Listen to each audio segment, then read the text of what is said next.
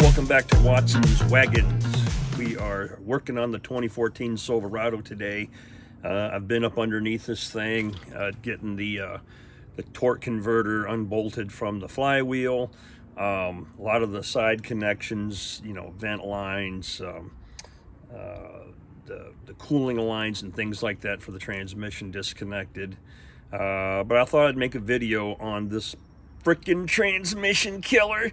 That's right, 6L80 does not like heat. And this is your bypass, right? There's a valve in here that actuates, and most of your trucks right out of the factory are running. I mean, I've had mine up to 196 degrees, and I don't know why they do that, but that transmission doesn't like that, especially them torque converter clutch pad material that's in there. So what I did was I picked up for like 14 bucks, all right, this little 6L80, 6L90T transmission flow bypass valve kit. It's just a teeny tiny little box, right? And I found it on Amazon. But what it comes with is some replacement guts, all right? And the idea is I got the hiccups and everything while I'm talking. I apologize, but I don't care. Instead of 196, 94, whatever it is that it opens, we're going to open this valve at around 140 degrees and get that transmission to run a little bit cooler. Your torque converter will be happy. All your clutches will be happy.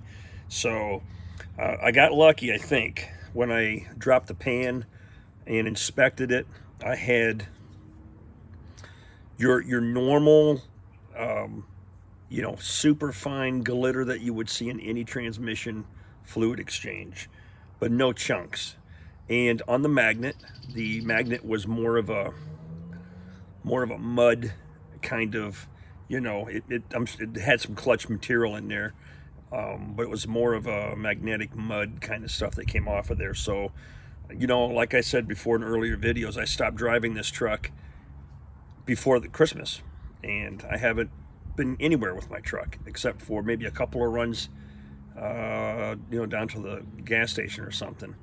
But so I did not do any heavy driving on it after that. After I started getting those rumble strip sensations and stuff, and it started to slip, I'm like, nah, we're trying to save a transmission, not kill it the rest of the way. So everything came out fine. No metal chunks, nothing like that. No excessive goo or material in the pan. So I think I'm safe. But anyhow, I'm gonna turn the camera around so you can watch me disassemble this dude and put in the new parts. So here we go. I hope I'm catching this okay. So I have these little Jesus clips in here on mine. The other there's another version at the but the lines are installed without the clips, but this is the one I have. Okay, so anyhow, and you know why you call them Jesus clips, because those dudes go flying down you and you're like, Jesus. All right, we got a snap ring right up top here. Now before I did anything here, I just took a wire brush and I just kind of went around and got out any goo that was in there. But let's see what happens here.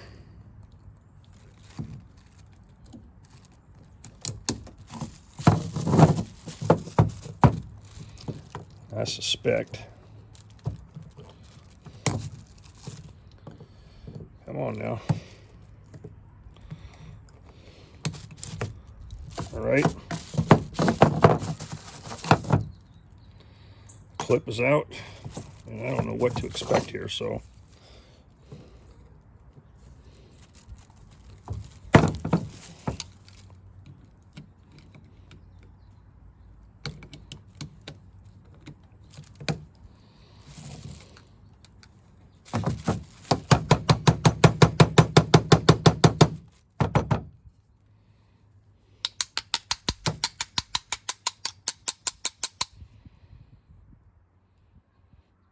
It's actually working.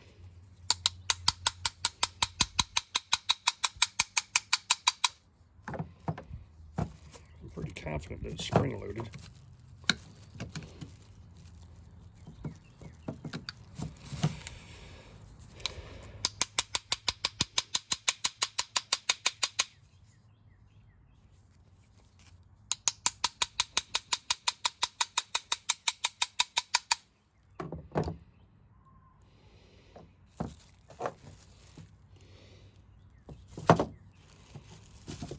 All right, I got to get a grip.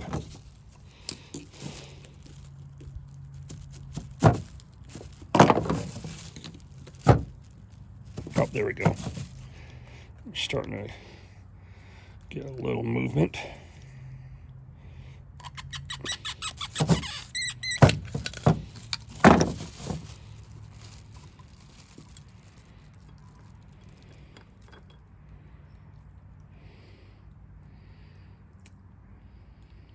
That's what we're dealing with.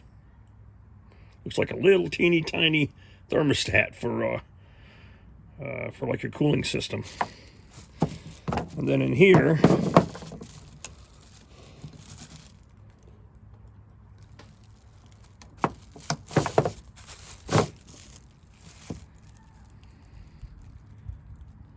okay, of course that went in like this, and I'm thinking there's a spring in there yet. Right there's the spring. Okay, you can look inside. It's a little dirty, so I'm going to go give that a squirt, clean that out. Much better.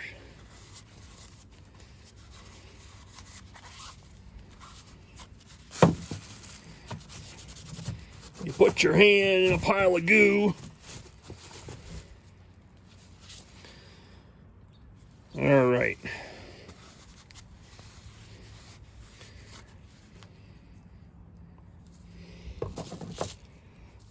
Now I don't want that left in there.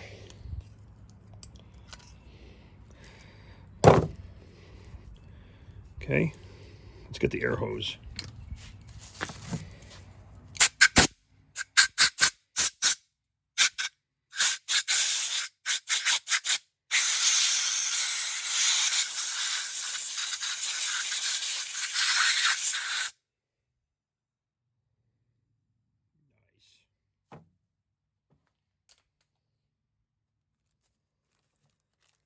Okay. New piston. Okay. Got a couple O-rings.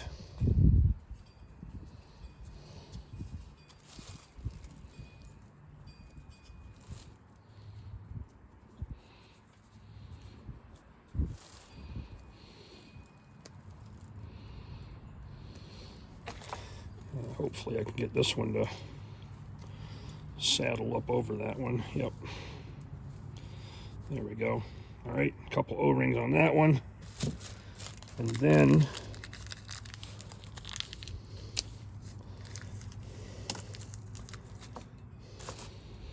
we've got an O-ring that goes right there.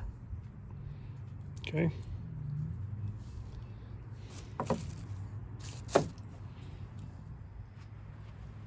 So I have these parts laid out in sequence of how they go in. So basically where this spring went originally, okay, is where this shaft is going to go into the bottom. So we're just going to get a teeny tiny amount of assembly goo. You don't need a lot. All right. And I'm just going to kind of just lube that dude up.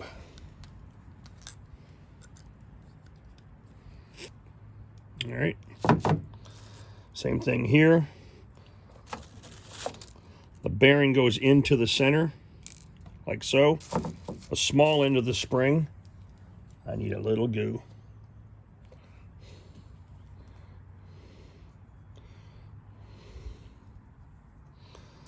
Small end of the spring goes in, okay? Large side up.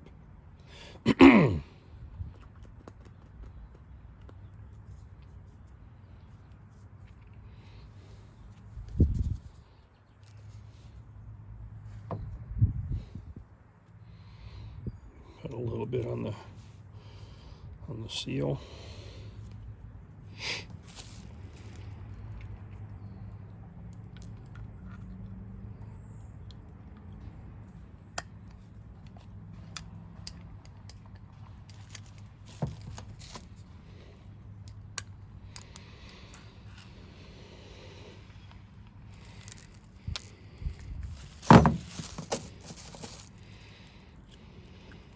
Give me some problems, I see. Well, I had to stop the camera because I could not get this cap in without the use of a vise. Those seals, the double seals, you notice there's only one on here, but being as fresh as they are, I had to put this in a vise, squeeze it in there, and then drop in this C-clip. So yeah, sorry I didn't catch that on video for you, but you understand the sequence in which the the springs and everything go in there. All right, well, that's it. That should get me a cooler running transmission. So anyhow, sometimes the videos work out and sometimes they don't. But it's all installed. Okay, ready to go. Here's what the original setup looked like. Looked like an old school thermostat, right? This is what we're taking out. All right, hope your truck runs cooler. Thanks for watching. Guess I better go down and finish undoing the tranny.